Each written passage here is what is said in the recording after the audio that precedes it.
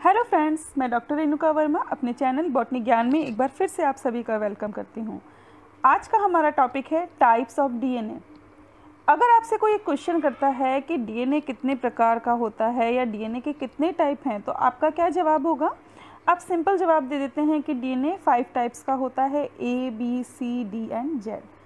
तो क्या ये इसका राइट आंसर है? नहीं, ये इसका राइट आंसर नहीं है। इसका राइट आंसर क्या है, इसको जानने के लिए आप इस वीडियो को अगर ध्यान से देखेंगे तो आपके सारे डाउट क्लियर हो जाएंगे कि डीएनए टाइप्स क्या होता है।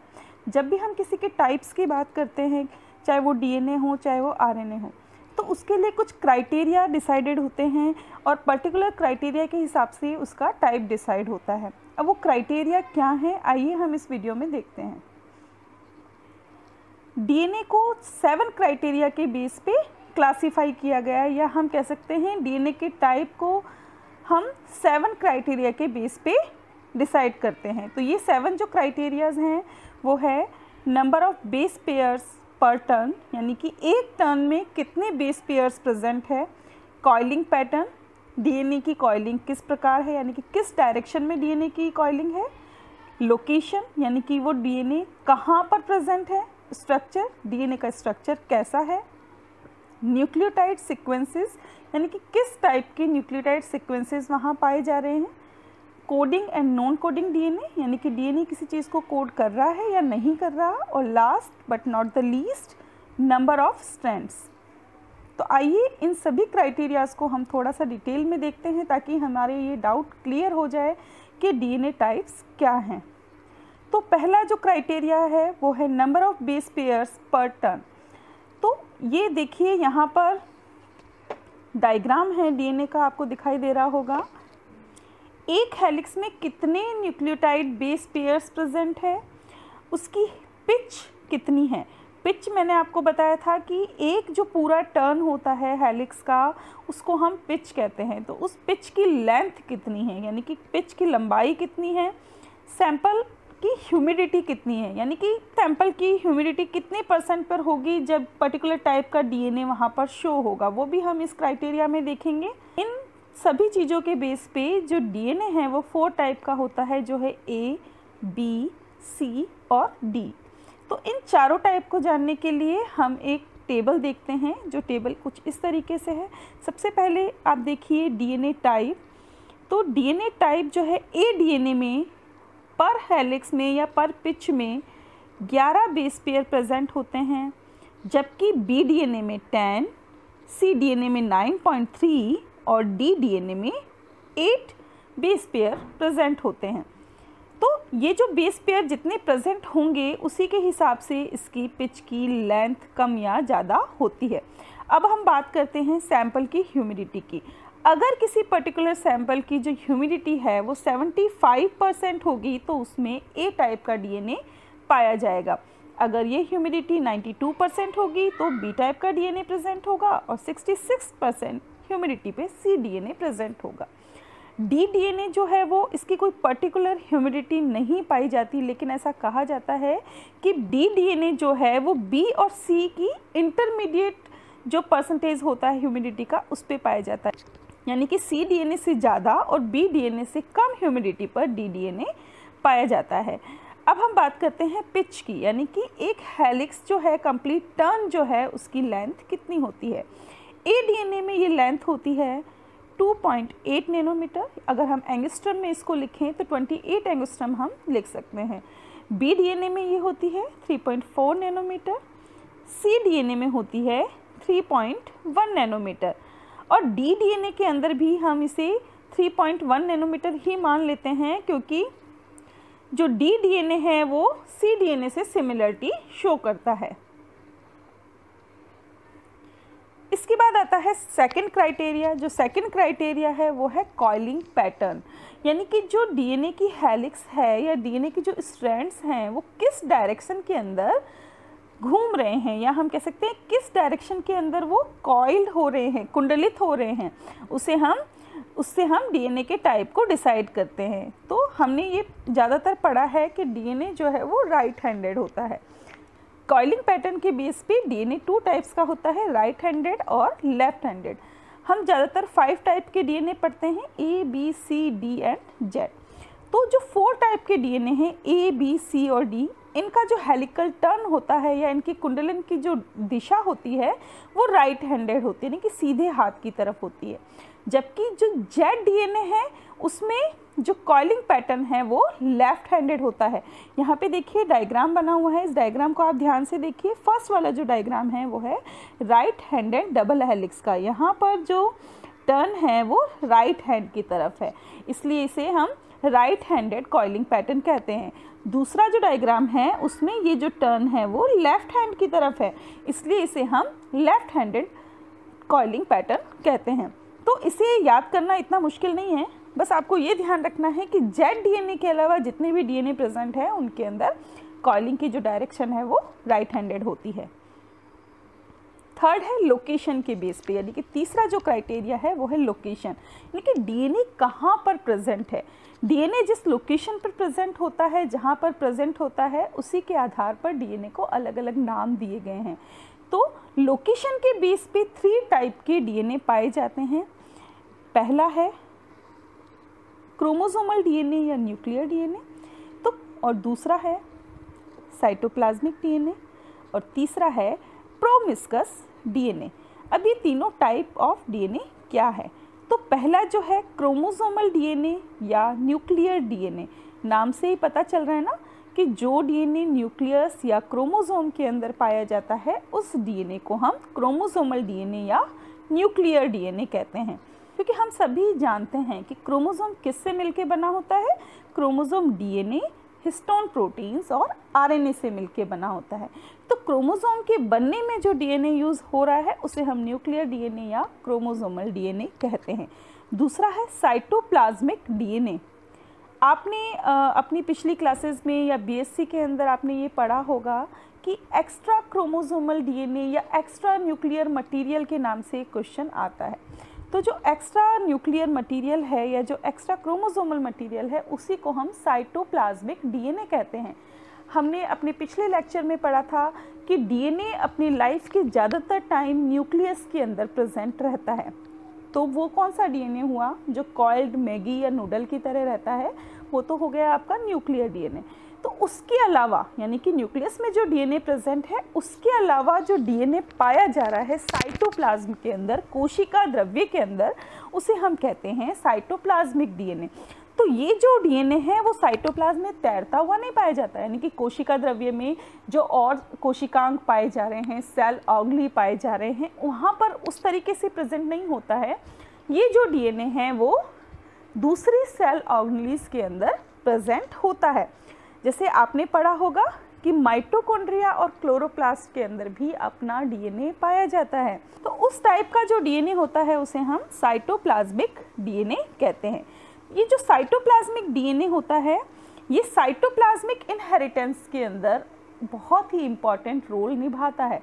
अभी साइटोप्लाज्मिक इनहेरिटेंस क्या है, या हम कह सकते हैं कोशिका द्रव्य आनुवांशिकता क्या है, इस टॉपिक पर मैं एक सेपरेट वीडियो लेक्चर बना दूंगी। ये आपके फर्स्ट ईयर के कोर्स के अंदर भी है, जो है साइटोप्लाज्मिक इनहेरिटेंस के नाम पर है। आपको याद हो मिराबिलिस जलापा का उसमें एग्जाम्पल आता है। इसके अलावा स्नेल कॉइलिंग, जो घोंगा होता है उसका जो कवच होता है उसकी कॉइलिंग किस तरीके की होती है वो भी साइटोप्लाज्मिक इनहेरिटेंस से डिसाइड होता है। तो ये सारी चीज़ें जो हैं वो हम अपने इस पर्टिकुलर टॉपिक पे जब मैं वीडियो बनाऊंगी तब हम डिस्कस करेंगे। और जो साइटोप्लाज्मिक डीएनए होता है उसका जो स्ट्रक्चर होता है वो हमेशा सर्कुलर होता है, गोलाकार होता है। और तीसरा जो टाइप है यहाँ पर वो है प्रोमिस्कस डीएनए। शायद ज़्यादातर लोगों ने फर्स्ट टाइम ये वर्ड सुना होगा, प्रोमिस्कस डीएनए।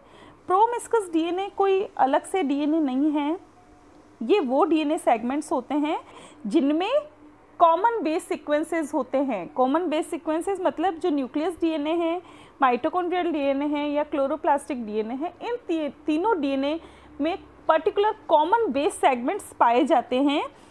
वो जो डीएनए होता है उसे हम प्रोमिस्कस डीएनए कहते हैं। और ऐसा माना गया है कि शायद कुछ ऐसा है कि ये जो कॉमन बेस पेयर वाले डीएनए पाए जा रहे हैं इसका रीजन शायद ये है कि न्यूक्लियस से क्लोरोप्लास्ट या न्यूक्लियस से माइटोकॉन्ड्रिया के अंदर डीएनए जो है वो मूव कर रहा है। यानी कि आवागमन कर रहा है, ऐसा माना गया है।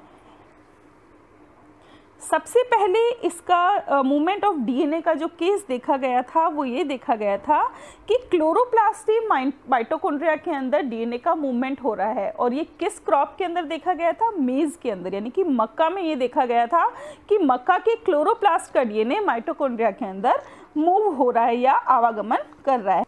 इसके बाद कुछ और भी साइंटिस्ट ने इनके ऊपर रिसर्च की और सी अर्चिन और यीस्ट के अंदर भी इस तरह के केस को रिपोर्ट किया जिसमें डीएनए का मूवमेंट हो रहा है। और प्रेजेंट टाइम के अंदर बहुत सारी ऐसी क्रॉप्स हैं जिनके अंदर डीएनए का मूवमेंट देखा गया है या प्रोमिस्कस डीएनए को देखा गया है, जिसके एग्जाम्पल हैं स्पिनक, मूंगबीन, मेज एंड पीज, यानी कि पालक, मूंग दाल, मक्का और मटर। फोर्थ क्राइटेरिया है स्ट्रक्चर या संरचना, यानी कि स्ट्रक्चर के बेस पे डीएनए किस प्रकार का या कितने प्रकार का होता है। तो on the basis of structure DNA is of two types, दो प्रकार का डीएनए स्ट्रक्चर के बेस पे पाया जाता है। और ये दो प्रकार कौन से हैं? अभी हमने अपनी पिछली स्लाइड्स में पढ़ा था कि साइटोप्लाज्मिक डीएनए जो है वो सर्कुलर होता है, और नॉर्मली जो डीएनए हम देखते हैं, जो डबल हेलिकल स्ट्रक्चर हम देखते हैं, वो किस तरह का डीएनए होता है? ऐसा स्ट्रक्चर हम देखते हैं ना डीएनए का, इसे हम कहते हैं लीनियर डीएनए। तो लीनियर डीएनए और सर्कुलर डीएनए के अंदर डिफरेंस आपको समझ में आ गया। लीनियर डीएनए क्या होता है? जो थ्रेड लाइक स्ट्रक्चर होता है, धागे नुमा जो संरचना होती है जिसके दोनों एंड्स फ्री होते हैं, आपस में जुड़े हुए नहीं होते, ऐसे डीएनए को हम क्या कहते हैं? Linear DNA. और ये कहाँ पाया जाता है? ऐसा डीएनए जो है वो यूकैरियोट्स में पाया जाता है। प्रोकैरियोट्स में किस टाइप का डीएनए पाया जाता है? प्रोकैरियोट्स में मोस्टली सर्कुलर डीएनए पाया जाता है। आप बैक्टीरियोफाज को देखें या वायरस को देखें, जब भी आप कोई ऐसा एग्जाम्पल देखते हैं, बैक्टीरिया का कोई एग्जाम्पल देखते हैं, आप डायग्राम बनाते हैं ना, उस डायग्राम में आप किस तरह का डीएनए बनाते हैं? उस डायग्राम में हम सर्कुलर डीएनए बनाते हैं। तो टू टाइप्स के डीएनए स्ट्रक्चर के बेस पे हो गए। लीनियर डीएनए में आपको समझा चुकी हूँ। अब बात करते हैं सर्कुलर डीएनए की।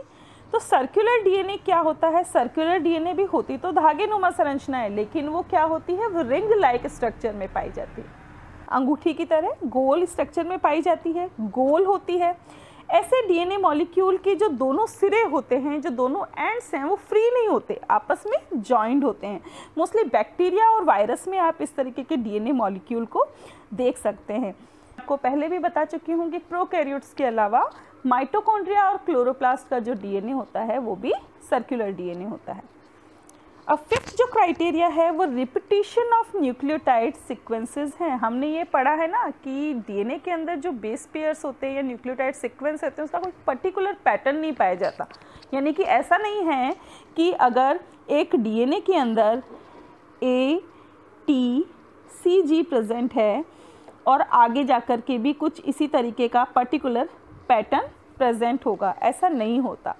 तो ये बेस सीक्वेंसेस जिस तरीके से पाए जाते हैं उसके बेस पे जो डीएनए है वो टू टाइप्स का होता है, जो है रिपीटेटिव डीएनए और पैलिंड्रोमिक डीएनए।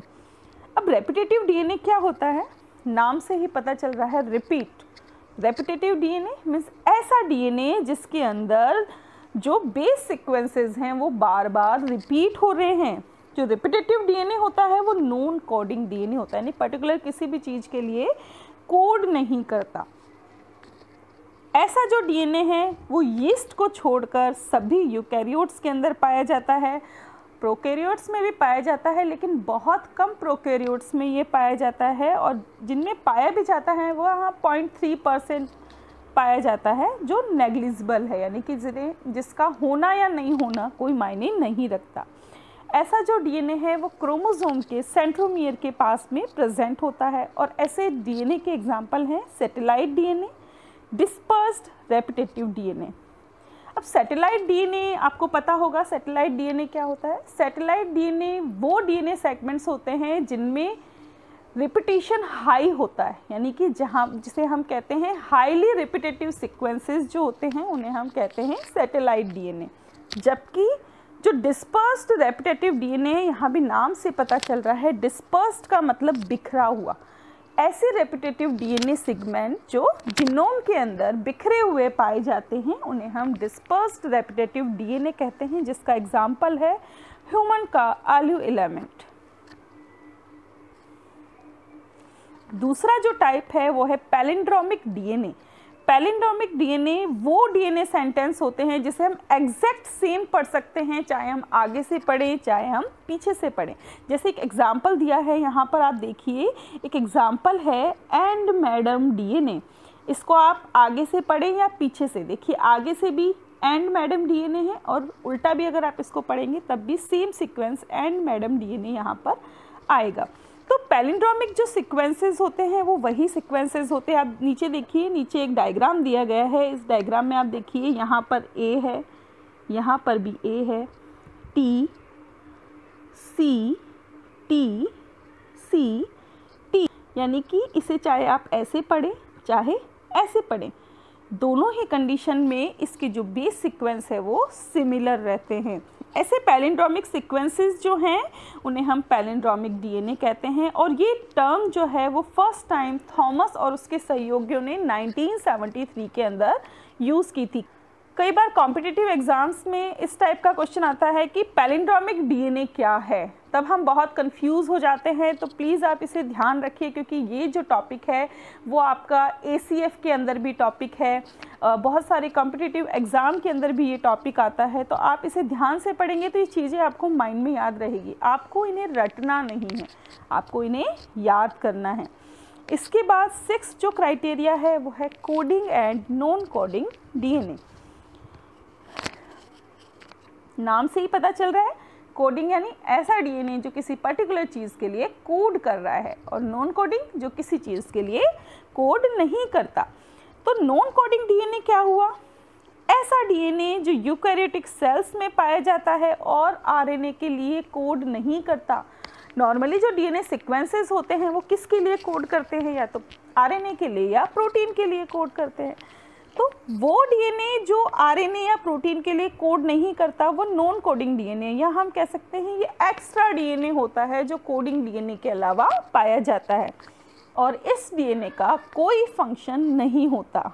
ये जो नॉन कोडिंग डीएनए है इसे हम रेपिटेटिव डीएनए भी कहते हैं। आगे हमने अभी पढ़ा था इससे पहले वाली स्लाइड में कि रेपिटेटिव डीएनए जो है वो बहुत सारे रेपिटेटिव सीक्वेंस के साथ पाया जाता है और वो नॉन कोडिंग डीएनए होता है।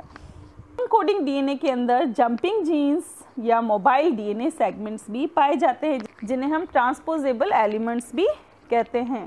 अब ये जब नाम आया तो इसके लिए मैं आपको बता दूं कि सबसे पहले जंपिंग जीन्स को किस में डिस्कवर किया गया था? जियामीज़ या मक्का में डिस्कवर किया था और इसे बारबरा मैकक्लिंटॉक नामक लेडी ने डिस्कवर किया था। And second is coding DNA. Coding DNA यानी कि ऐसे डीएनए सीक्वेंस जो प्रोटीन और आरएनए के लिए कोड करते हैं। तो इसी के बेस पर हमने इसे 2 टाइप में डिवाइड किया है। फर्स्ट वन यानी कि वो डीएनए उस जिसमें वो इन्फॉर्मेशन रहती है जो किसी पर्टिकुलर प्रोटीन्स को बनाने के लिए काम आती है, लेकिन यहाँ पर हिस्टोन प्रोटीन को कोड करने वाले डीएनए प्रेजेंट नहीं होते। दूसरा है DNA coding for rRNA, tRNA and histones, यानी कि ऐसे डीएनए सेगमेंट्स या ऐसा कोडिंग डीएनए जो किसको कोड करने के लिए पाया जा रहा है? राइबोसोमल आरएनए, ट्रांसफर आरएनए और हिस्टोन प्रोटीन्स को कोड करने के लिए पाया जा रहा है। इस टाइप का जो डीएनए है वो बहुत ज़्यादा अमाउंट के अंदर सेल के अंदर प्रेजेंट होता है क्योंकि इन सब्सटेंसेस की हमें बार बार ज़रूरत होती है। और 7th क्राइटेरिया है नंबर ऑफ स्ट्रैंड्स, यानी कि कितने सूत्र एक डीएनए में पाए जा रहे हैं उस आधार पर डीएनए जो है वो 2 टाइप्स का होता है, डबल स्ट्रैंडेड डीएनए और सिंगल स्ट्रैंडेड डीएनए। यानी कि अगर हम इसको डायग्रामेटिकली देखना चाहें तो डबल स्ट्रैंडेड मीन्स जहाँ पर 2 सूत्र प्रेजेंट है और सिंगल स्ट्रैंडेड मीन्स जहाँ पर सिर्फ 1 सूत्र प्रेजेंट है। या हम सिंगल स्ट्रैंडेड को सर्कुलर में भी बना सकते हैं जिसमें सिर्फ 1 सिंगल स्ट्रैंड प्रेजेंट हो, क्योंकि डबल स्ट्रैंड जो है वो कई बार सर्कुलर में भी प्रेजेंट होता है। तो ये दोनों जो डायग्राम हैं वो डबल स्ट्रैंडेड डीएनए या सिंगल स्ट्रैंडेड डीएनए को समझाने में हेल्प करते हैं। तो पहला जो है double stranded DNA. Double stranded DNA जो हम ज़्यादातर देखते हैं, जो डीएनए हमने देखा है, जिसका मॉडल हम पढ़ते हैं वाटसन एंड क्रिक मॉडल, वो मॉडल कौन से डीएनए का है? डबल स्ट्रैंडेड डीएनए का है। ज़्यादातर जो ऑर्गेनिज्म होते हैं जैसे प्लांट्स हो गए, एनिमल्स, बैक्टीरिया, इन सब का जो डीएनए होता है वो डबल स्ट्रैंडेड होता है। और ये जो डीएनए है वो या तो लीनियर हो सकता है या सर्कुलर। अभी मैंने आपको डायग्राम में बताया था, लीनियर मीन्स इस टाइप का डबल स्ट्रैंडेड डीएनए और सर्कुलर मीन्स इस टाइप का डबल स्ट्रैंडेड डीएनए। अब जो सिंगल स्ट्रैंडेड डीएनए है, सिंगल स्ट्रैंडेड डीएनए यानी कि ऐसा डीएनए जिसके अंदर सिर्फ एक सूत्र या एक हेलिक्स प्रेजेंट होती हो। ऐसा डीएनए सिर्फ एक बैक्टीरियोफाज के अंदर ही देखा गया है या डिस्कवर किया गया है। इसका जो डीएनए होता है वो किस तरह का होता है? इस तरीके का डीएनए प्रेजेंट होता है। जब हम बैक्टीरियोफाज के साइकिल को पढ़ते हैं या हम पढ़ते हैं कि बैक्टीरियोफाज किस तरीके से इन्फेक्शन करते हैं, तो तब हम इस टाइप के डीएनए को डायग्राम में बनाते हैं। बैक्टीरियोफाज मीन्स ऐसे वायरसेस जो बैक्टीरिया को इन्फेक्ट करने की कैपेबिलिटी रखते हैं। तो यहाँ पर हमारा आज का टॉपिक ख़त्म होता है और आई होप कि अब आपको ये कन्फ्यूज़न नहीं रहेगा कि डीएनए सिर्फ 5 टाइप्स का होता है। तो कोई क्वेश्चन करता है कि टाइप्स ऑफ डीएनए क्या है, तो आप उसे कहिए कि types of DNA different criteria पर बेस्ड होते हैं। जो डिफरेंट क्राइटेरिया मैंने आपको इस लेक्चर में क्लियर किए हैं। आई होप ये लेक्चर आपको अच्छे से समझ में आया होगा। मेरे पढ़ाने का ये जो नया तरीका मैंने निकाला है ये आपको अच्छे से समझ में आ रहा होगा। डायग्राम्स यहाँ पर इजीली समझ में आ जाते हैं, इसलिए मैंने ये पैटर्न चुना है। अगर आपको ये तरीका पसंद आ रहा है और आप चाहते हैं कि मैं इसी तरीके से आगे अपने लेक्चर देती रहूँ, तो आप मुझे कमेंट सेक्शन में कमेंट करके ज़रूर बताइएगा। और अगर आपको ये तरीका पसंद नहीं है, वाइट बोर्ड मेथड पसंद है, तो आप मुझे वो भी बताइए। किसी पर्टिकुलर टॉपिक पे अगर आप वीडियो चाहते हैं तो प्लीज़ मुझे बताइए। और मैंने इससे पहले जो डीएनए पे 2 टॉपिक दिए हैं उनके लिंक मैं डिस्क्रिप्शन बॉक्स में भी डाल रही हूँ और आई बटन में भी उनके लिंक में शेयर कर रही हूँ। तो प्लीज़ मेरे चैनल को सब्सक्राइब कीजिए। नोटिफिकेशन बटन के लिए नीचे जो बेल बटन दिया गया है उसे दबाइए ताकि नोटिफिकेशन आपको टाइम टू टाइम मिलती रहे। मेरे वीडियोस को लाइक एंड शेयर कीजिए और अपने उन फ्रेंड्स तक पहुंचाइए जिन्हें आज तक डीएनए को समझने में प्रॉब्लम आ रही है। ये जो टॉपिक है वो बीएससी के साथ साथ एमएससी के स्टूडेंट्स के लिए हेल्पफुल है, एग्रीकल्चर के स्टूडेंट्स के लिए हेल्पफुल है। इसके अलावा बहुत सारे कॉम्पिटिटिव एग्ज़ाम्स जो हैं उनके अंदर ये टॉपिक आता है और ACF के अंदर भी इसका एक पर्टिकुलर टॉपिक है। Thanks for watching and stay tune to botany ज्ञान।